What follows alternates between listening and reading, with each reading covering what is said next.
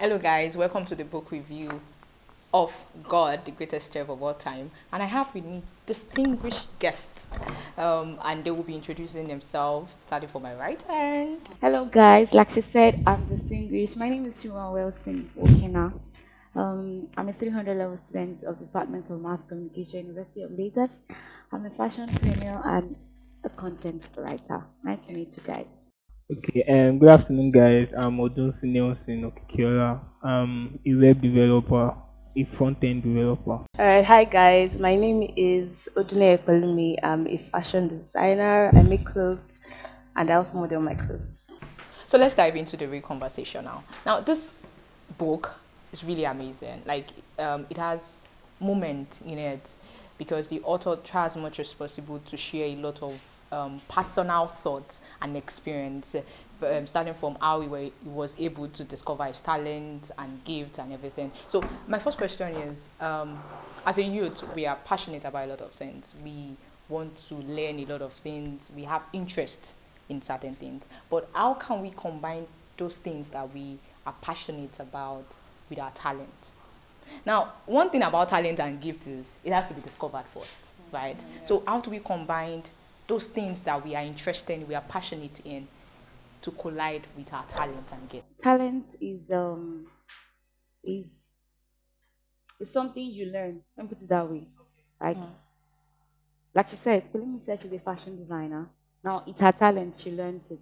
But a gift is something you are born with. It came with you to the world. Yeah. Now, for gifts, you have to discover it. You might not even know that you can do something like this. But for talent, you can just, oh, I like the way this person does this. Oh, so let me just go and learn this. I like it. Or you have a mentor and someone you look forward to, like, let me say, I look up to you in a whole lot of things. And then because of you, I get so influenced. I get so influenced in trying to do what you are doing. That's talent. Okay, so as a young person, going back to your question, would you mind rephrasing your question so that? Okay, so my question is, as thank God you've actually broken the word into pieces. You've given us what talent and gift is. Now, if I'm a youth, I'm interested in graphic designing, I'm interested in web developing, and I just want to do all these things together. These are that interests me, right? So how do I, after discovering my gifts, probably my gift is I love talking. Does it collide with what I'm interested in? I'm interested in graphic designing. I'm interested in web developing, and I love talking.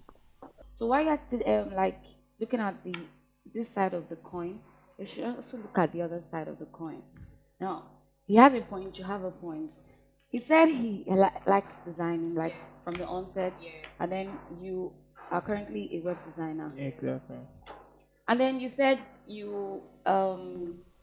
I love talking. love talking, so you want to go into podcasting or public Yeah, because what have you. yeah. Now, what happens to a person, an individual, a young child Okay. that loves this, but your parents are withholding you from doing what you want to do? Haven't you seen scenarios like that? That's another situation entirely. But That's a different I feel case. that right. That is it's subjective, right? It's not all parents that you join their children from not pursuing their goal, right?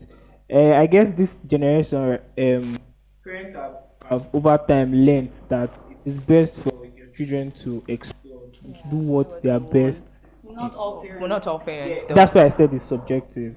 That's why I said it's subjective. So, in situations like this, I feel like parents should give their children more space to breathe because um, every parent wants their children to work to do a professional work like be a medical doctor, be a Doctor, lawyer, that's so common. and Not not just work anymore. exactly. Actually think we're slowly coming out of that era of I want my child to be a doctor. I want my child because youth are actually fighting it now, right? Yeah. People are building their gifts. I think if you actually work on your talents, right, and build it, I feel you have something to present to your parents. Like, okay, fine, you don't want me to do this, but I'm doing this very well. Wow. Can't you see? Yeah. I'm doing this very well, and this will make a way for me. I think that's what people are doing now. Similarly, it has happened to me before. I think I shared it to one of my colleagues, and I think it was a time. Quickly, I'll share the story because it's something inspiring.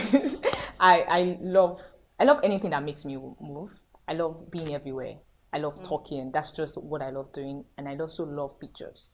Now, don't ask for my social media account and my profile, right? I don't have pictures there, but I love pictures naturally. So then, at the time, parents assume majority of the parents, I mean the females, the mothers in quote, they believe that the most trending thing or a profession that will probably give you money, that would fetch you money, is fashion designer. So as a female, they are supposed to enroll you for a training. Jeez. Honestly. Oh God, I thought I was the only one. Bell to I thought I was the only one. So at the time, she took me for a training and she asked me. She even paid before I know she has paid for the training. Imagine, paid for the training, dropped drinks and everything. And I got there. I told the man. I even told the boss that I'm not really interested. I'm just not a person I like speaking my mind. I'm not interested. See, if you like, remove my brain and put it there, I'm not still going to know it because there's no passion, there's no drive there. So I told her that I'm interested in photography. She said, no, that's that. Why would I be doing guys' work, blah, blah, blah. And she started talking, and I'm like, there was no understanding in conversation. Like, I had to literally take time to beg. I even called some of my uncle to talk to my aunts, and she was like, no, that's what I should learn and everything. So I decided to go for the training. Long and short of it, I spent 1 week. 1 week, and I was frustrated.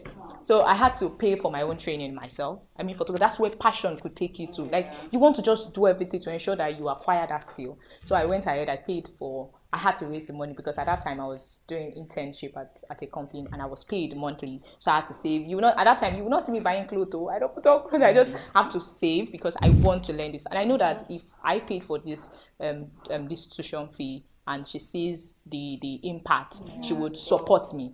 And sometimes I think teens and youths nowadays need to know how well to communicate to their parents. If they ask you that you should learn something, or they bought their own idea that this is what you should learn, they are seeing it from their own view. You need to let them see it politely and maturely from your own point of view. You don't need to fight them. You don't need to say, no, I don't want this by fire by force. You want them to listen to you. No parent will listen to you if you don't explain and let them see reasons from your own end. So what I did was I had to pay for the training, and so the agreement was, she said I should go for the training twice, then go for the fashion designing 3 times. Imagine, somebody that is doing shuffle. So I had to go for the 3 days for the fashion designing and 2 days for the photography. And mind you, I spent 1 month learning how to take pictures. Just 1 month. So imagine in 1 month, and I got it perfectly. So where I worked, I was asked to handle their camera for an event. I think they call International Youth Day, and I did perfectly, and I was paid.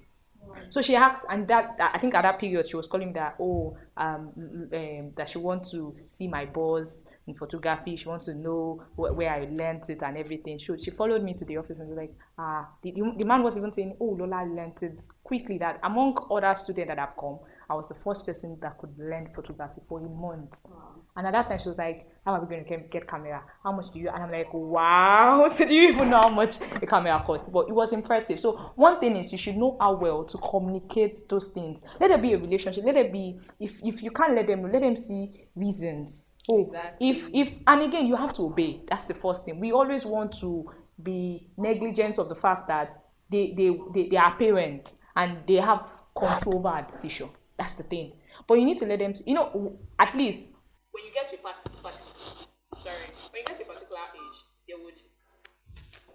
particular age, they would probably you would have that opportunity to make decision yourself, which is not which has no argument on that. But at least at that time, when they want to make you see reasons that you should learn particular thing, try and let them see reasons why you want to learn that thing, and please obey first. Obey first before complain. I obeyed. That was the first thing. I had to go, even if there was no interest. I didn't know I was going. They would ask me to probably amend clothes, and I'm like, God, what am I doing? So you can sew now. Stop it. Stop it. Don't embarrass me. I would maybe I don't know, but I can't tell. I can't tell. I think that not only for you to have a passion, right? It's for you to pursue the passion. Yeah, because if you have that passion alone and you're sitting and you're expecting manna to fall from heaven, nothing will happen, right? Okay, yes. So Lola said something about parents, right? You're like your auntie forged you and all that. I feel to an extent it is good, right? Because I use myself as an example. since I was young. I was never interested in clothes. Not like I was not interested in clothes, but I was interested in sewing. I liked clothes a lot because then I was a child that my mom would get me this, and I'm like, I'm not going to wear it. I don't like it. I would hide shoes that I didn't like that my mom bought. I would hide it. So like, I was always picky about my clothes and all that, but I never wanted to learn how to sew. But my mom forced me. Even my dad was always like, why do you want this girl to sew and all that? But she would always me come to the shop and do something. Even though I always argue, I'll go to the shop and sleep. Mom be like, come and do something, come and do something. So I was always around all that, right? And eventually, I feel like it just came together. My love for clothes and sewing. Like eventually, it gets to a point you'll be able to merge. So I feel sometimes it's good, right? Yeah. Sometimes to some children, because I feel your parents can see some things exactly. you don't see sometimes, right? Because I know people that their parents are forcing them to do stuff they don't want to do, right? But I think to an extent, every child is different. So I think it depends on the child. Yeah, it depends on the Thank you child. very much. Yes. Okay, so heading back to the book, God the Greatest Chef of All Time. I really enjoyed reading this book, so I just grabbed the copy one of the days I got back from lecture. I just had to read it. At first, I felt like, God the Greatest Chef of All Time. Like, what's he talking about? It was looking more Food, spiritual like- to me. Like, Apart from spiritual, just, do you know, chef is food. Right, that's all Like, that comes to my that's the mind. first thing that came to my mind. Okay, God is cooking. Is it jollof rice? Okay, you know, but then when I started reading, like, I realized there was so much literary statements, idiomatic expressions. I like the fact that Dedayo Adeloye used a lot of expressions, like to pass message across, like my favorite line. I think I wrote it back somewhere in my copy. So if you need something special on your plate, then you have to do more to get the extra on your plate. I had to say that. Oh my God, I really liked the book. And there's one thing to say here. The book is not just about like some particular people, maybe for adults or for mommies or for daddies. Yeah. God, the greatest chef of all time, is something that cuts across everybody, both the young, the old, and it's something that is very, very relational. Like his experiences is something that we all can relate to. Yeah. And I love the fact that he used it to pass across and he's able to use his experiences to like teach us. And then there are so many like challenges that we all go through that we get to like get in here and then see how he was able to come out of it, and you can relate it to your own issues. I don't know about you guys, but like I found the book very, very didactic. Like it taught me lots of morals. because you just literally just said a lot about the book. Oh no, I really, really fell in love with the book. Yeah, Like same here. So I really took my time. Like when I was done, I was like, wow, I was so motivated. Like really, I was. Why? I'm not preaching. But the fact that it was very relatable, like all the examples were very relatable, like the Gmail thing, the Yeah, airplane yeah. thing. It's something you can imagine. Each of the titles Exactly. for each chapters were well constructed. I'm like, wow, this is so good. I guess the book is more like an all-round thing, right? It's not a specific. It doesn't work in just one specific way. It's cut across many aspects of life that people have been going through. Yeah, so that's why I feel like the book is, and it's so inspiring because when I actually read the book, actually reminded me of the things I've been hearing over time.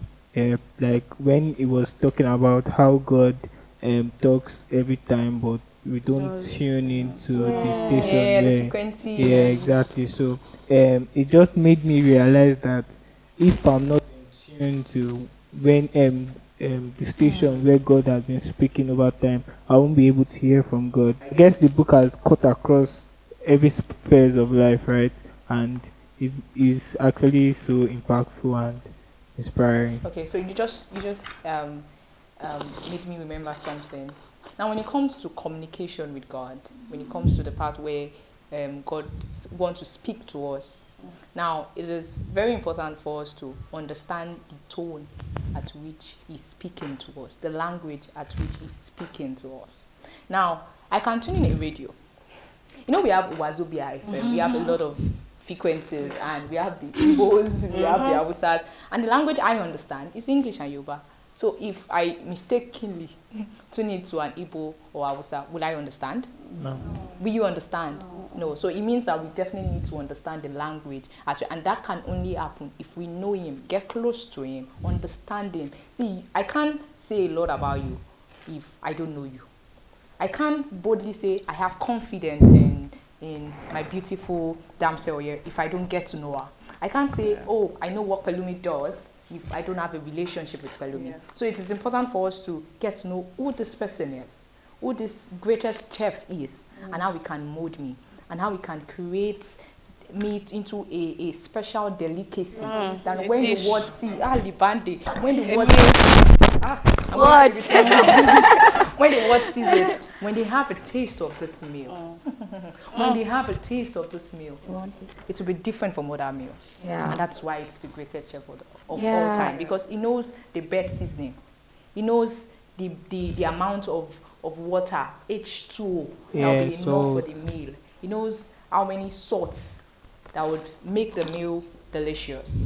You understand? So it's And then something else too, I don't know if you guys took note of that. okay. So he started the book with a note of thanks. Like, I like the fact that he could acknowledge that God is the one that brought him so far. Like, he started with so much appreciation, and that's something that some of us fail to do right now. Even those that have the huge privileges and all of that, that even comes from the slum or something, they don't even know that it's God that put them in that position, and should be grateful enough to like acknowledge God. I like the fact that he did all that in this book. Even as youths, it is very important for us to inculcate the habit of thanksgiving.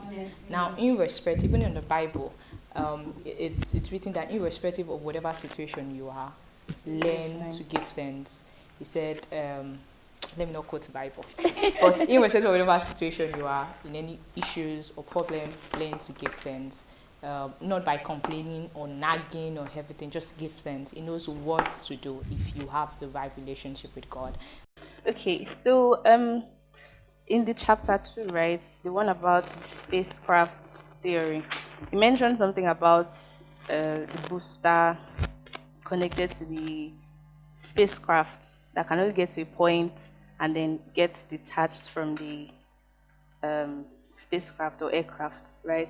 Yeah. So I want to relate it to real life friends, right? Because I think it also talks about it there, saying not everybody that comes with you would go with you, right? So now you have friends, you have very good friends. Now, when I say friends, I'm like close friends. Like, you don't think you guys would ever split, right? Like real friendship, and then something happens along the way, right? And you guys you're not in that place anymore that you used to be. Do you fight to hold on to the friendship? How do you know when to let go of a friendship? I mean, it's not like it's a bad friendship or a toxic friendship, right? But how do you know, should I fight for this friendship? Should I let go? Should I just assume or say it's time for the booster to let go of my spacecraft? Like, that's my question. Yeah. Is anyone talking? Can I go ahead? Yeah. So I want to answer you from a word that you just mentioned. You just said toxic. Yeah. You said it's not like it's toxic. If it's not toxic, then there's no need for it to let go. So I want to answer from that word toxic. So when you're with a friend and then something is going wrong already, to the point that you are no longer comfortable, you are not seeing yourself do something valuable for yourself, you are not improving, you're just deteriorating, like it's toxic already. It does not have to get so hard before you realize. It looks bad. So now it's up to you to know what you want. Do you want to go through this direction, like, or you want something else? So it's okay to just let go. It's okay to tell yourself, okay, I think at this point, or you could make it known to the person, I don't like this, or look at this. This is what's going on between both of us. And then, if after some time nothing is changing, then it's time for you to move on. That's my personal. I just feel it's very hard sometimes, like Especially when it's a long change. relationship. Yes, Yeah. like change is hard. When it comes to friendship, to me, I think it's very important. Let's not deceive ourselves. If a friendship is good, it's neither good or bad, or it's stagnant. Nothing is. You guys are just there. So why do you want to keep being in that friendship? See, one thing that is very important in relationship or friendship is value. Am I taking something from you? Are you gaining something from me? Are we moving forward? Do we have that destination? Do we have similar goals together? I'm not saying you should be so engrossed with each other's goals. That's not what I'm saying. I'm saying there is destination. You guys have something that you are pursuing. Do you understand? So it shows that individually. So I can say, why would I have a friend that I can't call you and say, I have an issue. What do you think I need to do? Why do I not have a friend when I say I have my finances, I'm down, can you help me with this? Or why will I have a friendship and there's just nothing to take home from it? We always want to deceive ourselves or make it look, though it's difficult, but let's be realistic. We would always, if we don't let this relationship or this friendship go, we'll just be there and it doesn't make amend. And we keep saying, hey, this person is my friend for 10 years, yeah, this person is my friend for 5 years, and nothing changed. Nothing changed. So why holding up to a relationship that has no impact? And when they said friends, the same birds flock together. And if both of us are just there and nothing is changed, and when they want to point at and say, this is our friend, this is our friend, because they see that we have similar things together, and people would definitely say something. We are not talking about people, we're talking about both ourselves. Palumi is my friend, and she's doing amazing well. Why would I not want to be her friend? Trust me, why would I not want to be her friend? Quite now, I should make my clothes free of charge. And you snap pictures for her free of charge. Exactly. So there's a connection, there's a transaction, there's something going on in between this relationship, and which is very important. But we just want to always say, oh, I have this friendship for 10 years and I don't want to lose it. Babe, lose it. You will see and one thing that is very important in this 21st century is network. Network with the right people. See, the right people would help you blossom very fast. But if you are still with people that are still rocketing around, trying to look for tires, trying to look for something to uplift them, and you're not going to get it right. Do you understand? Let's try and look for. I'm not saying friendship or whatever, or if they are not doing. I'm saying let there be a destination. That's one thing. Let there be a pursuit. Let there be a passion. So they are making efforts. Like a mutual goal. Exactly, they are making efforts. And sometimes, but I feel like I have a different perspective about it, right? Okay then.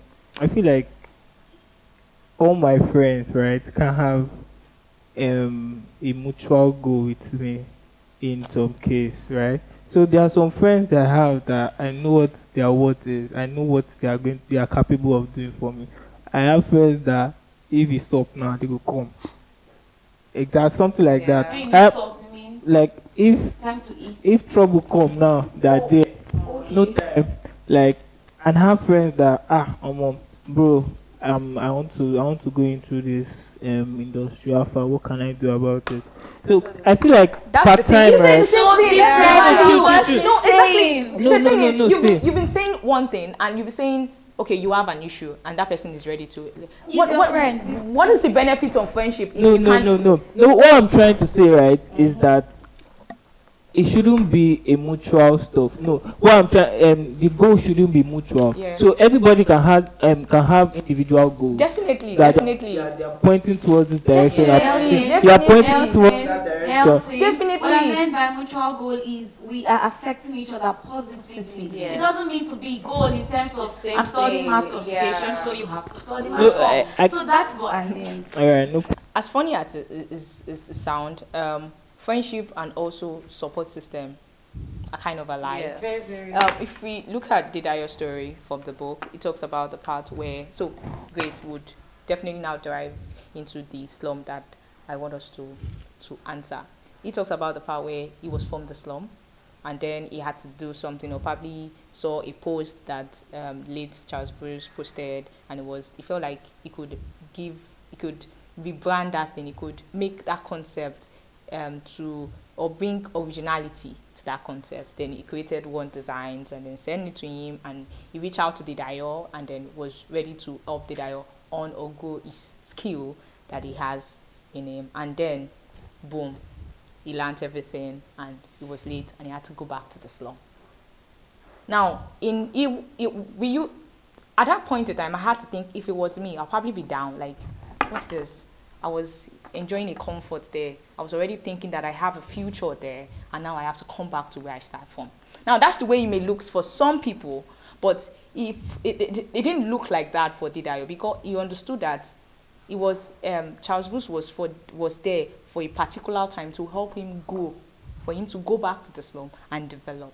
Exactly. I So think that's the point of times and seasons. Yeah. You have to Yes. understand some things have to happen in a particular period to lead you to another season in your life for you to actually be able to live through that season. Because if you don't go through it now, you can't go through it the next season of your but life. we all want everything to come on a platter of good. We don't want to Yeah. face challenges. We don't want to have hardship. We don't want to complain. We don't have. But And- but I feel like those things, right, are those things that build you up. Yeah. Yeah, those are the things that refine you to the person you are going to be. Essentially. Because even the Bible says there will be trials and tribulation, right?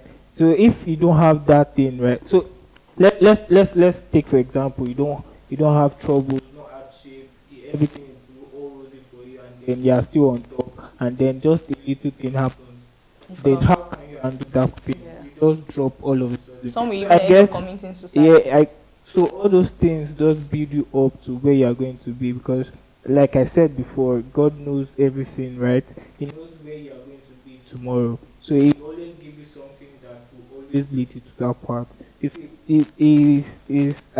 I was listening to something yesterday and it talks about mercy, and it was saying that even if you are going on the wrong path and then God has mercy on you, it's like you are meant to enter through a particular door on your right, but you are tending towards your left, and you have for God's mercy. God immediately remove the door from your left and put it on your right because you have asked for His mercy. Yeah. So all these things is centered around you just trying to work towards your goal and what God has in stock for you. Can I say something? Yeah, sure. So, about what he said, and then what he said in relation to the book. Okay. So, Dedayo wrote about gifts and talents, first chapter, appreciated God. And then afterwards, we got to know about Mr. Charles Bruce, and he tends to so rest in peace. Now, from what he wrote here, and from what I got, he was taken out of the slum. He had the skills. He was taken out of the slum, and he acquired talents. Now, he lost something, the spacecraft. He lost something very important. Yeah. This is Mr. Charles Bruce. And then he was going back to the slum. Now, he's not going back to the slum as the Same way. Dedayo. Sorry, the Dedayo that he was. Now he's going back as something else entirely, at a very, very spicy food. And then he's going to go and add a lot of taste to other people's life. Now, so it's his ability now to see it as I'm a different Positive person. side, yeah. Okay, this is the purpose Mr. Chavez had to be in my life, and yes. now he's gone. This season is gone. Now it's time for me to move on and see what this is what God wanted him to do for him in his life. That Charles Bruce to be in his life. That's Dedayo, and that part has been played. Now it's meaning for Dedayo to continue his movie. God has written the script for him, like he wrote in the book. So I'm relating this now to those that are from the slum, and you feel like you don't have opportunities, or opportunities came your way and they slipped out of the finger. No, you should actually like pick up the pieces, see what you can make do with what is already in your hand, and move on. And then, regardless of anything, don't forget God is a very, very basic and primary thing. Yeah. Oh, that was filled up with words. It shows that we all read and understood. And do you want to say something? It's quite interesting while reading the book, right? Even looking towards the table of contents, it has the general concept, the spacecraft theory, greatest chef of all time, movie making, soldier prayer, blessing in disguise, gifts and talents, the car theory, the quest, and that. It made me realize that in this world, there are just few. There is just a little I can do to contribute my quota. Right now, there are some people that makes that make a perfect film or a perfect song, Yeah, but and you don't know their name exactly. But everything actually works together for our good. And I guess that's a wrap from me. Yes, and I also want to say something going back to God because I think all these things happen for a reason. I'm just starting to understand that everything that happens for a reason. Because you get to some point, you feel like there was this part where some things happen and you just laugh. Like you're just like, how can this thing be happening? But there's a reason why that thing is happening. Either to make you see things from a different perspective, help you understand some other thing for something else to happen in your life. I'm just starting to understand that. You also said here that the same God that allowed Joseph to be sold into slavery is the same God that blessed him with administrative skills. The God who agreed with the devil to put Job to test is the same God that blessed Job afterwards. I think it all boils down to trust in God. You truly have to trust God that, okay, He knows what He's doing with your life. He's your manufacturer, He's your chef. He made you, right? So you have to trust that it's going to bring out something magnificent out of you. Yeah, that's what I You should should also say. trust the process at all times. Yeah. You know, this is really amazing. The time with you guys. Whoa. I'm going to start writing my book. I'm going to start something sincerely, and I would invite you guys to come do a book review for me too. And I'm sure you would love to come. You would love to come. And let me say this: God is an amazing Father, and in as much as He creates each and every one of us, He knows what we can do. He knows how far we can go in life. He knows that there are just challenges that without Him we can't handle. So that means that we have to be connected to our soul creator. Imagine if you don't have an heart that beats, how will you live? So that's the way we are supposed to take God close to our heart. Let it be our beating, let it beat for us. Do you understand? Let our existence be around God. I have learned to always, everything that I do daily, always ensure that I put it in God. It could be so short prayer, but I have to ensure that today I am going to do this, I need you. I want to do this, I need you. Before I even come here, I had to pray. I was just mumbling, God, I just need you, and which is very important. So you're taking any step. If you don't put Him first in that step, and it doesn't go right, then you start nagging. Is that God's fault? No. You have to learn to say, God, this is me, this is you. I need you to drive my life.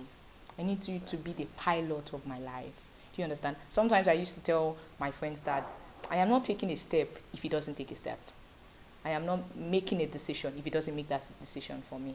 So if I'm doing this, I'm like, God, I am doing this because I know this is the right thing. I've prayed and I don't know, and I assume this is the right thing. Just make a way. So if you don't communicate to God and things are not going right and you expect Him to take the blame, who are you?